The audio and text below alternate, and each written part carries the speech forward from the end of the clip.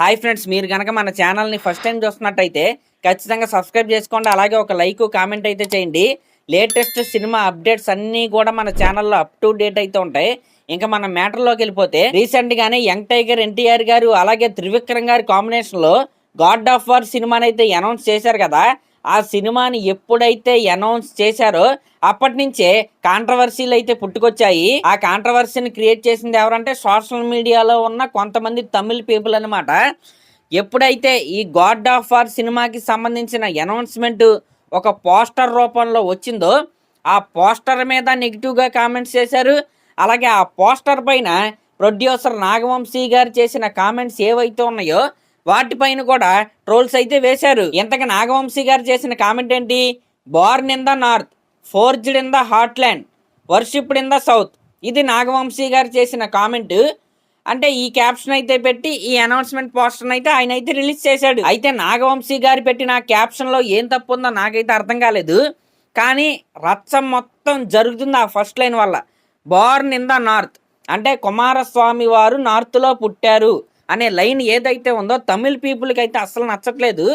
పోనీ ఆ అనౌన్స్మెంట్ రాగానే ఆన్లైన్లో ఏదో 2 రోజులు రచ్చ చేశారు, అది ఇది చేశారులే, కాంట్రవర్సీ క్రియేట్ చేశారులే అనుకుందాం. కానీ ఈ కాంట్రవర్సీ ఆన్లైన్ వరకు ఆగలేదు, ఆఫ్లైన్కి కూడా వెళ్ళిపోయింది.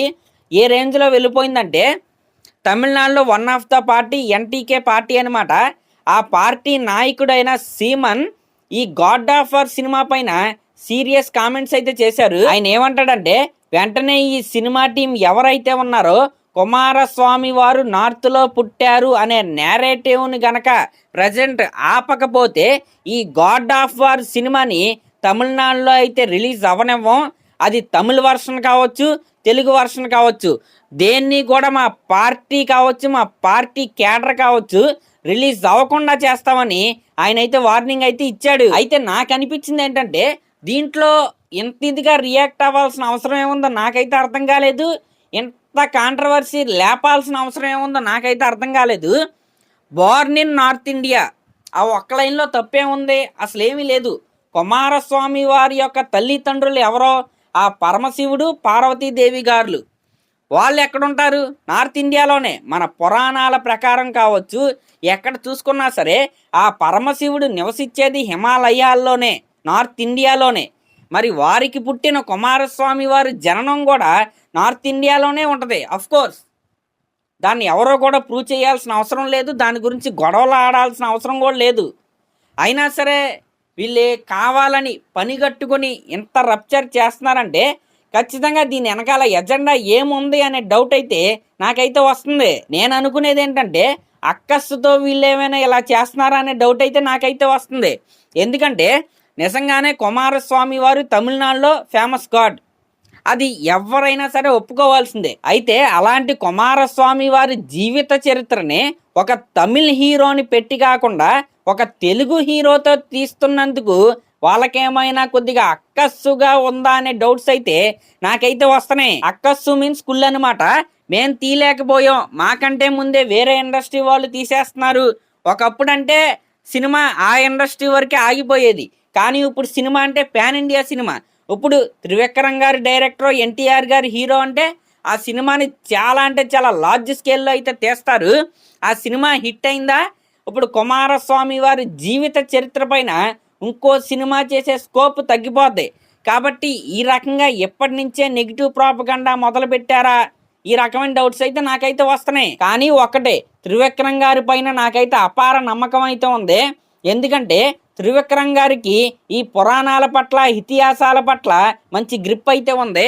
కాబట్టి ఖచ్చితంగా కుమారస్వామి వారి జీవిత చరిత్రకి ఆయన అయితే న్యాయం చేస్తాడని నేనైతే అనుకుంటున్నా. అయితే కాసేపు ఇది పక్కన పెడితే మరొక కోణం కూడా ఉంది. అదేంటంటే మన తెలుగు సినిమాలకి తమిళనాడులో ఆదరణ అంత ఇదిగా అయితే ఉండదు.